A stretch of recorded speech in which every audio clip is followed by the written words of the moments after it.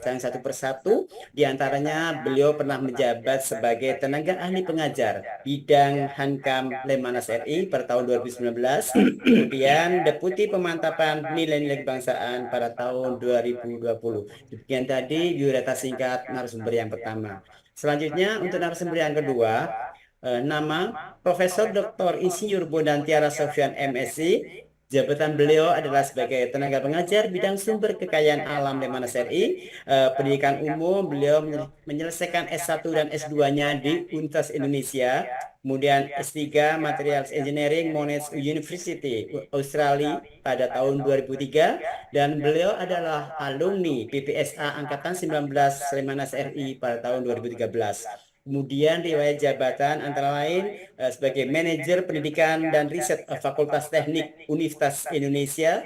Kemudian di Kemhan beliau pernah menjabat sebagai staf ahli bidang ekonomi dan dirjen potensi pertahanan. Kemudian beliau di Lemhanas juga menjabat sebagai tenaga pengkaji bidang sosial budaya Lemhanas RI dan tenaga pengajar bidang sumber kekayaan alam Lemhanas RI.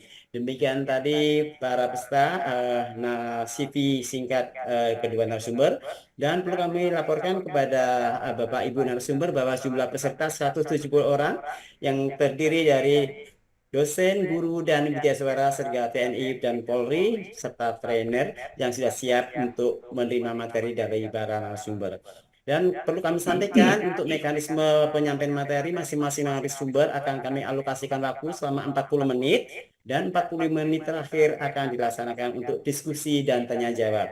Baiklah, untuk mempersingkat waktu, selanjutnya kami persilakan terlebih dahulu Bapak Laksda TNI Purnawirawan Prasetyanugraha STMSc untuk menyampaikan materinya selama 40 menit. Kami persilakan Bapak. Terima kasih pendamping Pak Elvin. Ya, silakan slide-nya ditampilkan. Bapak Ibu sekalian, peserta yang saya hormati, selamat siang seluruhnya. Selamat siang. Selamat siang. Nah, Bapak Ibu nanti setelah Bapak Ibu mengikuti program ini, nantinya Bapak Ibu akan menjadi trainer pemantapan nilai-nilai kebangsaan. Nah, himbauan saya kepada Bapak Ibu yang nantinya akan menjadi narasumber khususnya materi tentang NKRI, kita buat keseragaman, ya. Karena supaya di awal-awal kita harus ada energizing dulu tentang NKRI. Jadi seragamnya begini, kita bikin yel-yel. Kalau saya katakan NKRI, nanti Bapak Ibu sekalian jawab dengan semangat harga mati, ya. Oke, admin atau operator silakan di unmute dulu seluruh mikrofonnya biar semangat ya. Oke ya, kita mulai, kita coba. NKRI harga mati. Kita ulangi sekali lagi. NKRI Harga mati. Terima kasih Bapak Ibu sekalian. Ya supaya semangat ya, NKRI harga mati. Oke, Bapak Ibu sekalian, Bapak Ibu tahu makna yang terkandung di dalam yel-yel atau slogan yang saya sampaikan, yang kita praktekkan tadi bermacam-macam, ya. Mulai dari yang berpendapat bahwa itu sudah final, jangan berubah lagi. Terus ada juga yang berpendapat ini merupakan semangat kebersamaan, semangat persatuan dan kesatuan, menolak penyimpangan terhadap persatuan dan kesatuan. Apa saja itu? Radikalisme, kemudian separatisme, apalagi ideologi transnasional yang tidak sesuai dengan keindonesiaan tentunya ya. Nah, ada juga yang berpendapat ini menjadi semangat untuk membela kepentingan negara, mulai dari kepentingan itu berupa mempertahankan kedaulatan sampai kepada pemberian semangat kepada duta-duta kita yang sedang berjuang olahraga. Sebut NKRI harga mati, kayaknya tumbuh semangat di situ ya. Gitu. Nah, itu semua beberapa penafsiran tentang NKRI harga mati. Tetapi di sisi lain Bapak Ibu sekalian bisa juga melihat kepada konstitusi kita. Silakan slide-nya di slide yang kedua.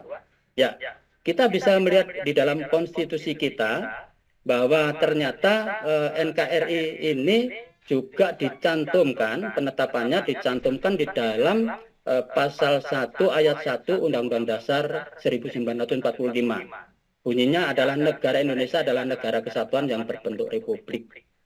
Dan seiring perjalanan waktu memang ada beberapa dinamika. Oleh karena itu, di dalam amandemen keempat Undang-Undang Dasar 1945 di pasal 37 ayat 5 itu dipertegas bahwa khusus mengenai bentuk negara kesatuan Republik Indonesia tidak bisa atau tidak dapat dilakukan perubahan. Nah, ini adalah penegasan-penegasan, intinya bahwa kita sekarang sudah 78 tahun, hampir 79 tahun Indonesia merdeka. Dengan kondisi seperti ini, walaupun ada perbedaan-perbedaan, kita masih dalam satu naungan bangunan besar yang bernama Negara Kesatuan Republik Indonesia. Oleh karena itu, wajib bagi kita untuk mempertahankan semuanya. Oke, Bapak Ibu, kita tinggalkan yel-yel NKRI harga mati yang sebagai energizing tadi, tapi himbauan saya bahwa NKRI harga mati harus tetap tinggal di dalam hati sanubari kita sekalian. Ya, Bapak Ibu sekalian, sebelum ke slide berikutnya, beberapa saat yang lalu saya sudah memberikan kuesioner, ya kan? Sudah saya terima. Sebenarnya kita sarankan itu atau kita himbau itu kemarin sore, sudah saya terima. Ini sampai dengan siang ini masih ada yang ngirim, tapi tidak ada masalah. Dan saya sudah sempat untuk melihatnya di dalam kuesioner itu, bahwa kesimpulannya seluruh peserta lulus tes mini wawasan kebangsaan. Boleh tepuk tangan. Ya, tapi ini baru tes mini wawasan kebangsaan dalam konteks NKRI. Ya, tapi akan saya bahas sedikit ya, Bapak Ibu sekalian. Hanya catatannya belum 100% ya. Ketika kepada kita dihadapkan pertanyaan Indonesia itu negaranya berbentuk kesatuan atau federasi, masih ada yang memilih federasi ya. Pengakuan dosa aja, nggak usah mengaku di sini ya. Jadi negara kita negara kesatuan, Bapak Ibu sekalian ya. Nah, kemudian ketika kita dihadapkan pilihan bentuk negara kita ini sifatnya plural atau multikultur. Ya, ini akan menjadi kebingungan karena dua-duanya benar. Ya, multikultur ya benar, plural juga benar. Hanya masalahnya di situ kan ada kisi-kisinya Bapak Ibu sekalian. Banyak adat istiadat atau banyak budayanya. Ya, maka pilihannya kalau di hadapan itu pilihan kita mestinya ya multikultur, ya kan? Nah, ada juga yang kebingungan masalah Indonesia itu negara archipelago state atau coastal state. Nah, Bapak Ibu sekalian tahu bahwa negara kepulauan atau archipelago state ini betul-betul diperjuangkan oleh bangsa Indonesia. Oleh karena itu, ya kalau di hadapan pilihan dua-duanya sebenarnya betul. Kita juga negara pantai, tetapi kita juga negara kepulauan. Kalau disuruh milih salah satu, ya kita harus memilih yang negara kepulauan. Karena apa, Bapak Ibu sekalian? Nah, dengan negara kepulauan tadi, maka wilayah negara kesatuan Republik Indonesia itu menjadi luas. Otomatis potensi ekonomi yang ada di dalamnya juga menjadi lebih banyak. Yang kedua, masalah keamanan. Tidak ada laut bebas di antara pulau-pulau kita. Ya, tetapi memang kewajiban kita memberikan alur pelayaran. Kita sudah kasih Alki 1, Alki 2, Alki 3. Ya, Bapak Ibu sekalian. Jadi Bapak Ibu jangan memilih yang coastal state, pilihlah yang archipelago state. Jadi setelah ikut pelatihan ini jangan ada yang keliru lagi. Nah, yang terakhir ini yang akan saya bahas, ketika ada pertanyaan tentang kapan Indonesia itu bangsa Indonesia itu mulai ada. Di situ saya kasih 3 pilihan, 1850, 1908 sama 1928. Nah, tiga-tiganya ada yang milih loh Bapak Ibu sekalian. Coba kita telusuri satu persatu. Kalau yang 1850, memang ada kata-kata muncul di sana namanya Indonesia. Bukan Indonesia, tapi Indonesia. Itu waktu itu disampaikan oleh orang Inggris namanya Winsor Earl, yaitu. Tetapi namanya waktu itu ada pilihan Indonesia atau Melanesia, gitu. Nah, dipilihnya Indonesia. Nah, kebetulan ada muridnya dia di 1869 juga memakai kata-kata Indonesia. Dia menggunakan kata Indonesia tetapi bukan untuk bangsa, tetapi untuk mengganti nama kepulauan di Nusantara. Ya, satu. Dua, kalau yang menjawab 1908 silakan dilihat 1908 terjadi apa di Indonesia atau di wilayah Nusantara ini. Yang terjadi adalah pergerakan nasional. Maka tepatnya 20 Mei 1908 itu menjadi kebangkitan nasional. Nah, di situ belum menyatakan adanya bangsa Indonesia, ya. Nah, kemudian pilihan yang ketiga di 1928 di Kongres Pemuda. Di sana diikrarkan melalui perwakilan-perwakilan pemuda ya adalah satu nusa, satu bangsa, satu bahasa. Jadi kalau disuruh milih ya dengan latar belakang seperti tadi, ya pilihannya mungkin di 1928. Demikian ya Bapak Ibu sekalian,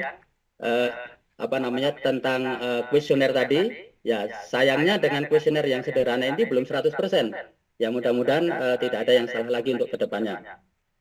Silakan dilanjut.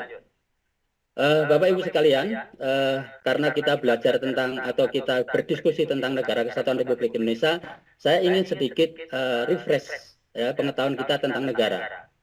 Kalau di forum ini, kalau sesuai dengan waktu micro teaching itu, forum ini S1, S2, S3 bahkan ada beberapa bapak-bapak profesor. Pasti tidak pas kalau saya menanyakan negara itu apa sih? Ya, saya yakin bahwa bapak-bapak ibu sekalian sudah bisa mendefinisikan dengan baik apa itu negara.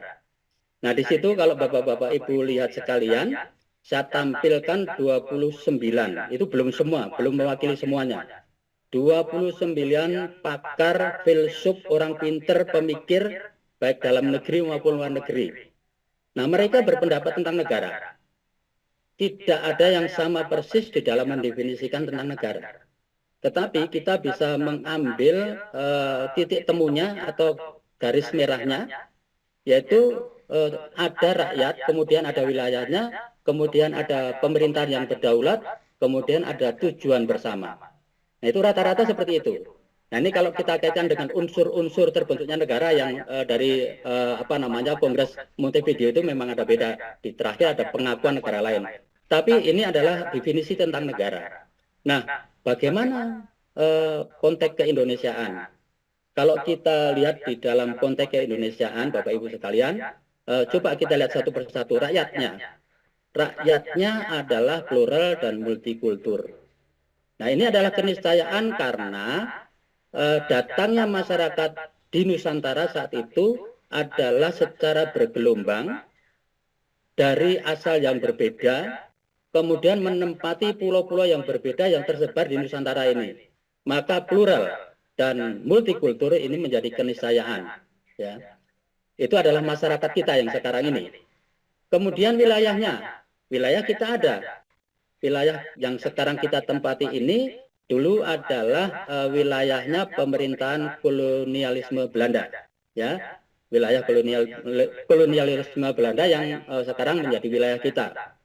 Yang Bapak Ibu harus tahu bahwa sekarang ini itu wilayah sudah dikembangkan menjadi negara kepulauan dengan UNCLOS 82 ya, yang diperjuangkan oleh bangsa kita melalui yang dipimpin oleh Insinyur Juanda pada saat itu ya. Kemudian pemerintah yang berdaulat ya, sejak kemerdekaan 17 Agustus 45 kita menjadi negara yang berdaulat. Nah, kemudian cita-citanya di mana? Ya, kita lihat di dalam konstitusi kita, di dalam pembukaan. Nah, cita-cita kita sebagaimana tercantum di dalam alinea kedua ya. Kemudian untuk tujuannya itu berada di alinea keempat. Nanti Bapak-Bapak Ibu sekalian bisa melihat kalau cita-cita itu juga bisa dikatakan visi, tujuan itu bisa dikatakan misi. Nah, itu semua terkait dengan negara. Silahkan Bapak Ibu bisa mengambil salah satu definisi dari para filsuf itu, atau Bapak Ibu juga bisa mendefinisikan sendiri dengan unsur-unsur yang ada di dalam garis merah atau titik temu para pendapat para ahli tadi itu. Ya, lanjut. Nah, Bapak Ibu sekalian, kita ini sekarang lagi mendiskusikan tentang NKRI. Dikatakan bahwa NKRI itu merupakan salah satu dari 4 konsensus dasar. Nah, konsensusnya di mana sebenarnya? Bapak Ibu tahu bahwa menjelang kemerdekaan Indonesia ada pertanyaan-pertanyaan nanti kalau kalau Indonesia itu merdeka itu bentuknya apa? Negaranya bentuknya apa? Pemerintahnya bentuknya apa? Itu ada pertanyaan-pertanyaan begitu. Maka di dalam sidang tersebut ada perdebatan tentang kedua hal tersebut, ya. Yang pertama tentang bentuk negara, yang ketiga tentang bentuk pemerintahan. Ya, tentang bentuk negara, pilihannya ada banyak sebenarnya, tetapi mengkerucut kepada dua pilihan, yaitu adalah negara kesatuan dan negara federasi. Nah, jadi bapak-bapak yang memilih federasi tadi, tolong diperhatikan di sini ya. Nah, untuk negara kesatuan itu diusung oleh Mr. Supomo yang didukung oleh Muhammad Yamin dan Bung Karno. Sedangkan dari sisi negara federal atau federasi itu diusung oleh Mr. Muhammad Hatta. Dari kedua pihak ini mempunyai latar belakang dan argumentasi yang kuat. Namun perdebatan harus diakhiri karena Indonesia harus segera memproklamirkan kemerdekaannya gitu ya. Nah, oleh karena itu dengan pertimbangan kebangsaan maka disepakati dan Muhammad Hatta mengikuti suara terbanyak, negara yang dipilih bentuknya adalah negara kesatuan. Bagaimana halnya dengan bentuk pemerintahan? Bapak Ibu tahu bahwa sebelum ada negara Indonesia, di wilayah Nusantara ini sudah banyak kerajaan-kerajaan, kesultanan-kesultanan, bahkan kerajaan yang besar juga ada. Nah, bisa saja kerajaan-kerajaan itu sebenarnya memaksakan bentuk pemerintahan pada saat itu bisa monarki atau kerajaan. Tetapi di dalam sidang ternyata pembicaraan atau perdebatannya cukup alot juga, akhirnya diadakan voting. Dari voting itu yang memilih bentuk kerajaan itu kalah telak. Sehingga dengan jiwa besar dipilihlah bentuk pemerintahan adalah republik, res publica, kepentingan umum, bukan kepentingan raja, ya, kepentingan rakyat, begitu.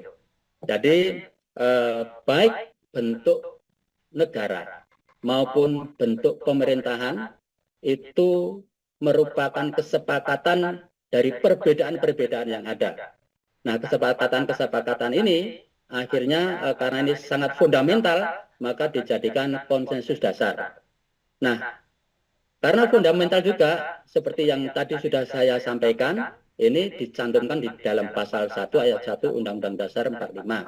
Negara Indonesia ialah negara kesatuan yang berbentuk republik. Dan diperkuat atau diteguhkan di dalam amandemen keempat, pasal 37 ayat 5 berbunyi bahwa khusus mengenai negara kesatuan Republik Indonesia tidak dapat dilakukan perubahan. Lanjut. Bapak Ibu sekalian, slide ini hanya mengingatkan bagi kita semua bahwa keberadaan kita saat ini, ya, keberadaan Indonesia saat ini itu dijiwai oleh semangat kekitaan, bukan semangat keakuan. Kalau semangat keakuan dulu perjuangan gitu tidak akan berhasil. Semangat kekitaan, power of we, ya. Semangat kekitaan itu intisarinya adalah kesepakatan, ya. Jadi kekitaan itu intisarinya adalah kesepakatan, konsensus. Nah, yang sekarang ini menjadi konsensus dasar itu semuanya berdasarkan dari dialog, dari perbedaan, akhirnya bersepakat. Ya, akhirnya dijadikan konsensus dasar. Konsensus dasar bangsa. Pancasila, Undang-Undang Dasar 45, Bhinneka Tunggal Ika, dan NKRI. Nah, namanya konsensus mestinya ya kita harus komit untuk menjaganya. Ya, kita harus komit untuk menjaganya. Namun Bapak Ibu yang kita lihat bahwa seiring dengan perjalanan sejarah dinamika, memang kita akhirnya dihadapkan pada dua situasi. Kita mau setia atau kita mau mengingkari. Karena sepanjang perjalanan ini, khususnya NKRI saja, ya, yang negara kesatuan, itu juga pernah bergeser menjadi negara federal, ya, negara federasi, negara federal. dan akhirnya kita kembali kepada negara kesatuan. Belum yang masalah Pancasila, belum yang masalah yang lain-lainnya gitu ya. Itu semuanya pernah bergeser. Ya. Jadi sekali lagi himbauan kami semua di sini bahwa kita sudah 78 hampir 79 dengan kondisi sekarang ini walaupun ada perbedaan tetapi kita tetap harus mempertahankan apa yang ada ini. Bukan harga mati tetapi sejauh masih bisa dipergunakan menjadi semangat kebangsaan kita, ya kita pertahankan. Lanjut. Bapak Ibu sekalian, nah untuk nilai-nilai kebangsaan Indonesia, saya tidak akan membahasnya apa itu nilai-nilai kebangsaan Indonesia, tetapi paling tidak clue-cluenya adalah nilai yang disepakati dan dipandang baik, kemudian melekat pada diri setiap warga negara dan itu menjadi ciri kepribadian bangsa Indonesia. Nah, kemudian terkait dengan NKRI bagaimana? Nah, nilai-nilai NKRI, ya nilai-nilai kebangsaan yang bersumber dari NKRI ini ternyata itu digali dari sepanjang perjalanan terbentuknya NKRI. Di sana ada nilai kesatuan wilayah, ada nilai persatuan Indonesia, ada nilai kemandirian. Jadi kalau secara cepat saya highlight saja tentang terbentuknya NKRI secara milestone, ya bahwa ada suatu wilayah bernama Nusantara, datang bangsa secara bergelombang, ya kan? Menjadi penduduk Nusantara itu sangat bervariasi, sangat heterogen. Datang bangsa yang lain di abad 16-19 karena geopolitik saat itu datang sebenarnya mencari sumber energi baru yaitu rempah-rempah. Dan di Nusantara itulah disediakan rempah-rempah yang melimpah. Mereka datang sebenarnya awalnya adalah hanya untuk berdagang, namun akhirnya menguasai bahkan menjajah. Maka muncul dua kelompok masyarakat terjajah dan masyarakat yang menjajah. Bagi masyarakat terjajah tentu ada upaya-upaya ingin keluar dari penjajahan itu. Nah, upaya-upaya yang sifatnya mandiri atau sendiri itu tidak berhasil, tidak efektif, bahkan makin menyengsarakan rakyat. Maka 1908 mulai muncul pergerakan pemuda dan itu terus dibina dan kemudian 1928 itu diikrarkan satu nusa, satu bangsa, satu bahasa. Dan 17 tahun kemudian perjuangan bangsa Indonesia berhasil memerdekakan bangsa Indonesia dan di tanggal 18 kita menjadi negara Indonesia. Nah, dari perjalanan panjang tadi, nah di sana ada wilayah ya yang kita rebut dari Belanda, wilayahnya tersebar dan kita harus ikat itu menjadi kesatuan wilayah. Secara fisik kesatuan wilayah itu adalah pulau-pulau dan semua yang ada di dalamnya itu menjadi satu. Ya, kita akan menjadi satu. Kemudian bangsa yang plural, bangsa yang multikultur.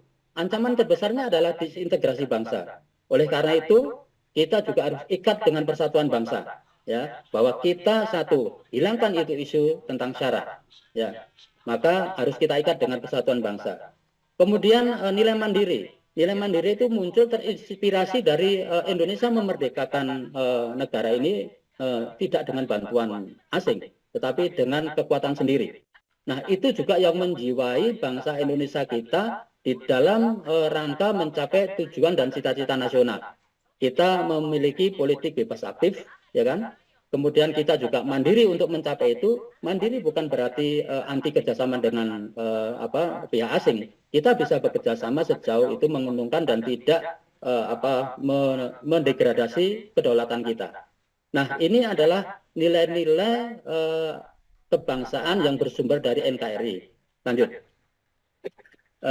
Bapak Ibu sekalian, sebelum kita lanjutkan, ini ada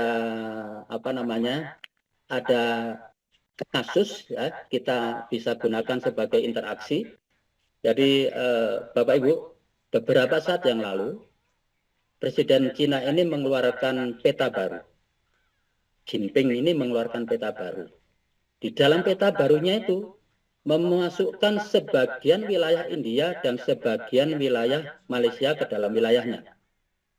Nah, belum selesai Nendasland, ini sudah muncul permasalahan baru. Nah, saya ingin pendapat dari perwakilan peserta, mungkin satu atau dua orang, jangan panjang-panjang, silakan.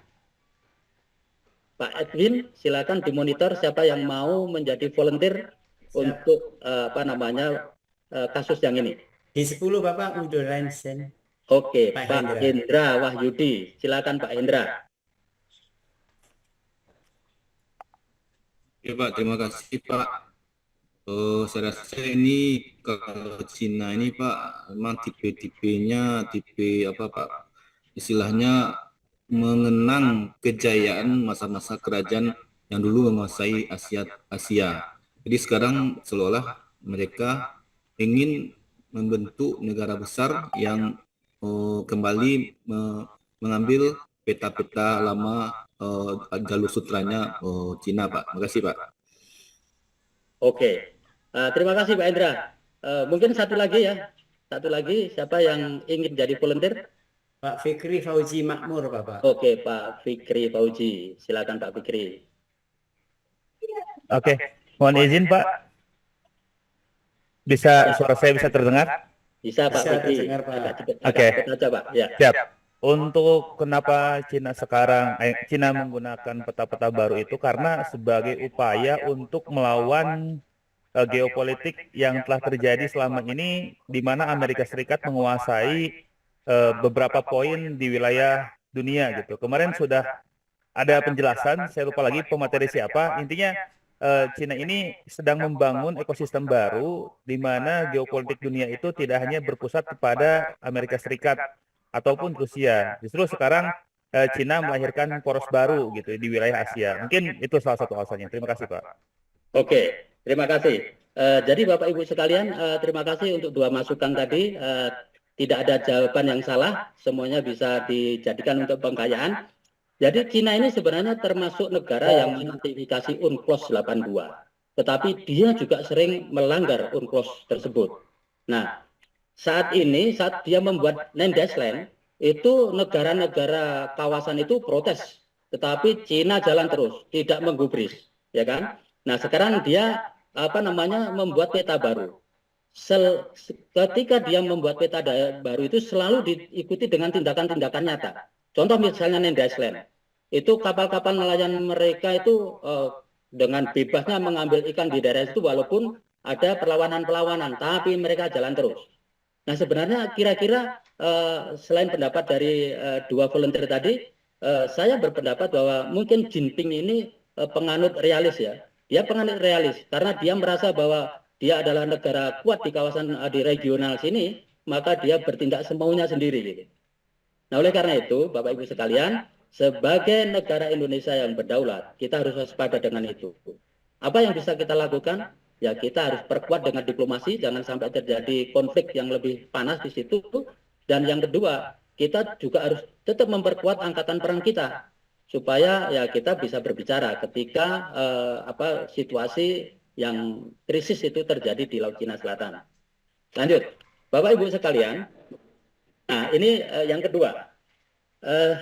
Melalui slide ini sebenarnya dalam konteks wawasan kebangsaan ada pesan yang ingin saya sampaikan kepada Bapak Ibu sekalian.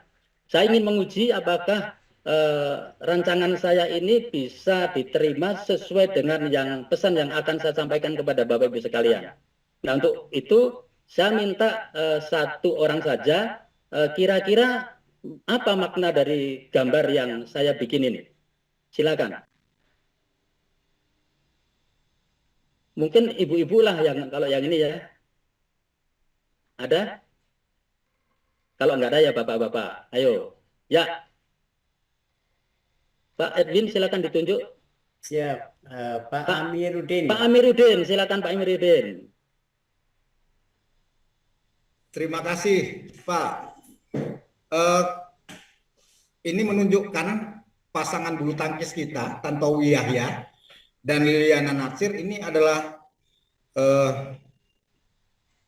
pasangan ganda campuran Indonesia yang mampu mendominasi selama ini kekuatan Cina di bidang bulu tangkis, terutama di bidang ganda campuran.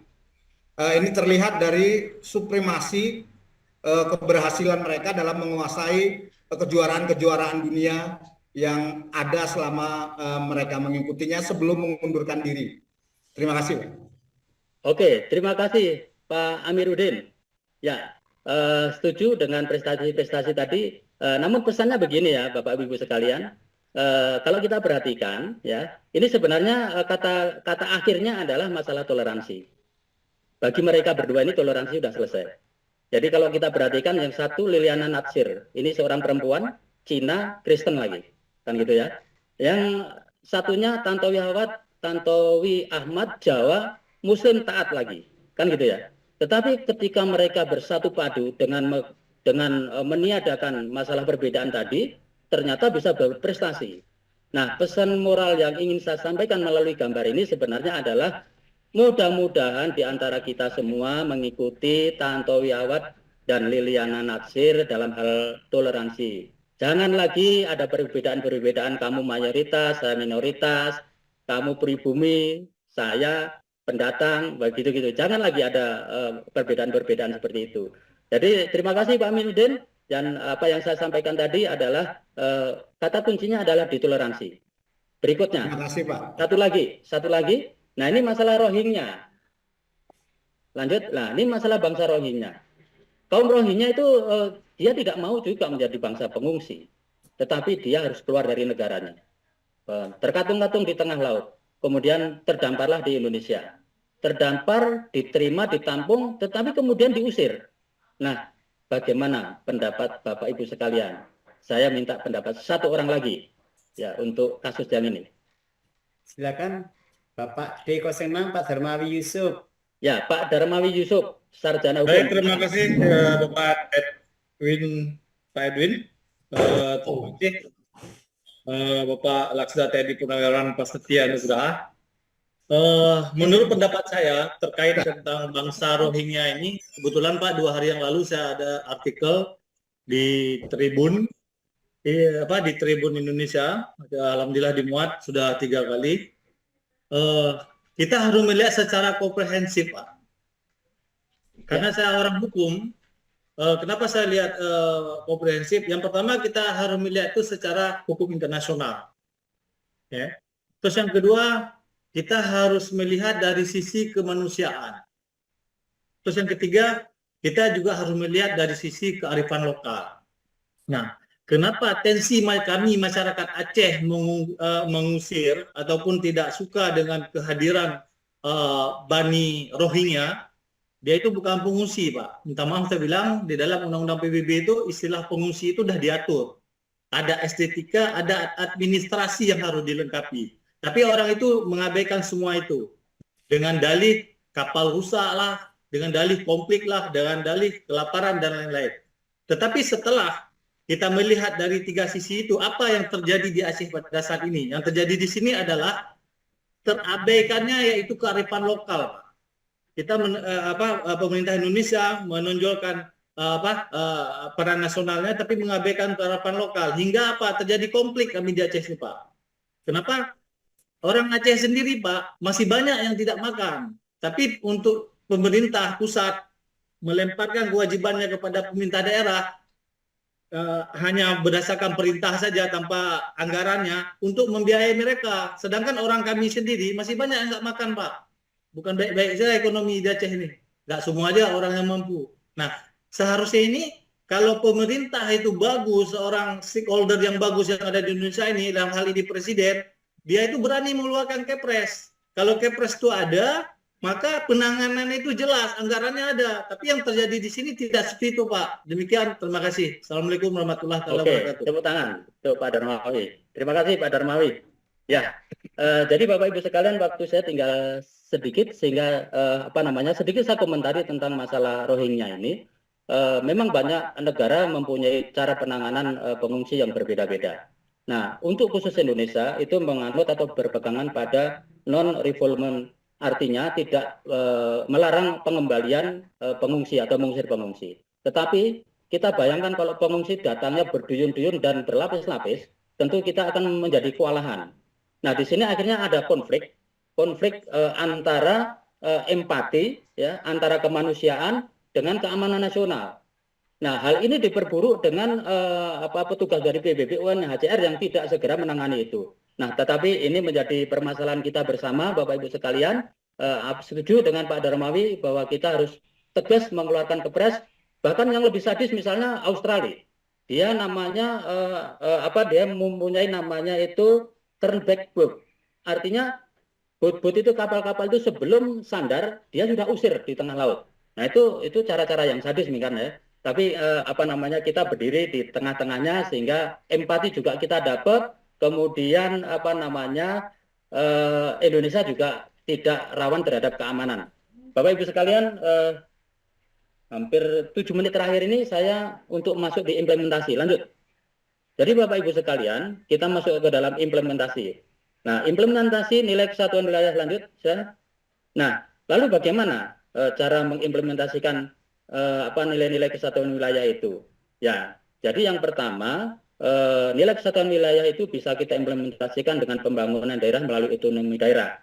Nah, itu daerah kita beri wewenang seluas-luasnya untuk memanfaatkan potensi daerah untuk mendukung pembangunan. Ya, pembangunan tentu meliputi fisik, yaitu sarpras ya, berupa sarpras. Kemudian pembangunan juga melalui indeks pembangunan manusianya harus tinggi. Kemudian prioritas pembangunan wilayah di daerah perbatasan negara teritorial ini sudah ditunjukkan dengan munculnya kementerian baru, Kemendes daerah tertinggal juga. Di situ program-programnya juga menunjukkan untuk melaksanakan percepatan pembangunan di daerah-daerah perbatasan, daerah tertinggal dan terpencil. Kemudian pembangunan infrastruktur transportasi dan komunikasi nasional. Tentu untuk menyatukan negara Indonesia tidak boleh ada kendala masalah misalnya untuk jalur logistik, jalur komunikasi. Itu tidak boleh ada kendala. Kemudian Bapak Ibu sekalian, kalau kita ingat tadi yang studi kasus mengenai Jinping tadi, maka untuk mempersatukan Indonesia ini mau tidak mau kita harus mengembangkan postur TNI. Nah, Bapak Ibu tahu bahwa ada TNI AD, TNI AU, TNI AL. Sekarang yang sedang kita godok adalah TNI AS. Apa itu TNI AS? Tentara Nasional Indonesia Angkatan Siber. Mau tidak mau seluruh bagian sekarang berkaitan dengan siber. Dan kejahatan-kejahatan dan kedaulatan juga terancam melalui dunia siber. Maka pengembangan TNI juga salah satunya adalah pengembangan angkatan siber. Lanjut. Lalu bagaimana dengan nilai persatuan bangsa? Ya, untuk menjaganya kita harus pahami bersama, kemudian kita implementasikan. Terkait dengan yang pertama adalah penghormatan terhadap simbol-simbol negara. Saya rasa kita akan memberikan sikap yang sama terhadap simbol-simbol negara. Bagaimana kita bersikap terhadap bendera merah putih, lagu kebangsaan Indonesia Raya, bahasa Indonesia. Nah, karena secara implisit di dalam simbol-simbol negara itu mengandung semangat kebersamaan dan persatuan. Yang kedua adalah membangun kesadaran integrasi nasional. Tadi berulang-ulang saya sampaikan bahwa ancaman terbesar di negara yang bersifat plural dan multikultur seperti Indonesia ini adalah disintegrasi bangsa. Oleh karena itu, mulai sejak dini kita harus membangun kesadaran integrasi nasional. Kita tidak boleh membeda-bedakan lagi siapa kamu, siapa saya. Yang jelas di bawah Negara Kesatuan Republik Indonesia kita sama hak. Ya. Kemudian kita meningkatkan kesadaran multikulturalisme. Ya. Multikulturalisme itu mengandung pengertian bahwa kultur-kultur masing-masing daerah itu tidak akan hilang, ya, tidak akan hilang, tetap akan berkembang. Tetapi ketika kita bicara pada tataran negara, maka yang bersifat primordial itu harus kita kalahkan. Kemudian pengembangan organisasi nasional dan non primordial, tentu ya kita tidak menutup mata bahwa sekarang ini di negeri kita banyak organisasi-organisasi sektoral, ya, primordial, dan tentunya harus kita imbangi dengan organisasi-organisasi yang bersifat nasional atau non primordial, supaya ini menekan potensi perpecahan di antara komponen-komponen bangsa ini. Kemudian peningkatan kesejahteraan rakyat. Bapak Ibu sekalian, ujung dari bentuk-bentuk anarkis, ya, gejolak-gejolak itu adalah kesejahteraan rakyat. Kesejahteraan apabila tidak terpenuhi atau rendah, maka akan terjadi gejolak dan itu menimbulkan perpecahan-perpecahan di antara kita.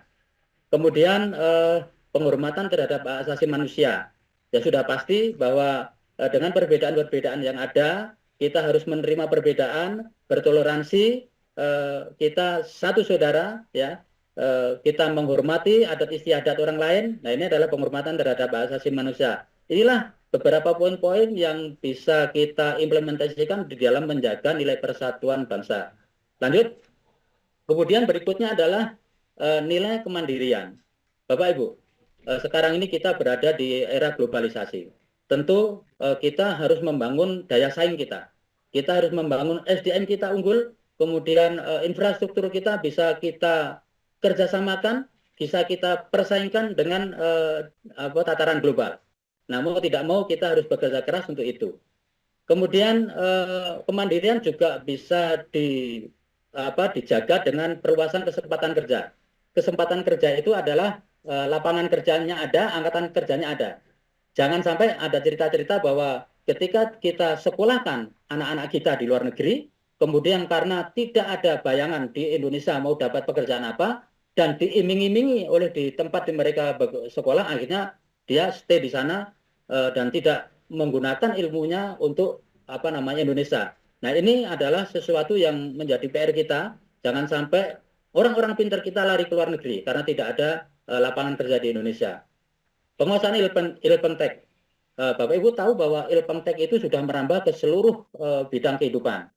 Oleh karena itu, penguasaan Ilpentek bagi negara termasuk Indonesia adalah suatu mandatori. Kalau kita tidak mengejar ketertinggalan, kita akan ketinggalan terus. Kita akan tergantung terus dari luar negeri. Kemudian Bapak Ibu ingat bahwa ketika kita menghentikan ekspor nikel, banyak negara-negara protes. Nah, oleh karena itu kekayaan yang ada di Indonesia harus bisa dikelola secara efektif, efisien, dan berwawasan lingkungan. Nah, satu nikel saja sudah mengguncangkan dunia.